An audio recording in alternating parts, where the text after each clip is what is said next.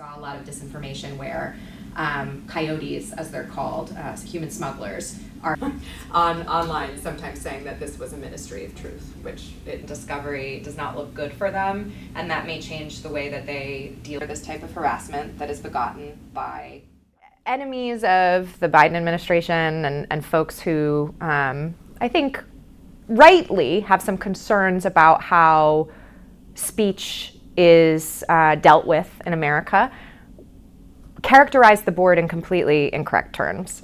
They said that I was going to be a disinformation czar and that the board was going to have the power not only to adjudicate what Americans said online, but to send people with guns to Americans' doors to police speech.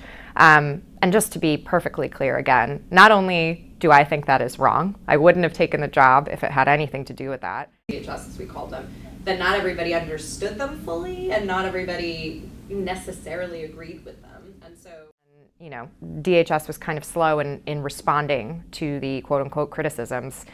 And as a result, it just got completely out of hand within hours, if not days. You know, my family was receiving threats. At the time, I was weeks away from giving birth, so in my 9th month of pregnancy.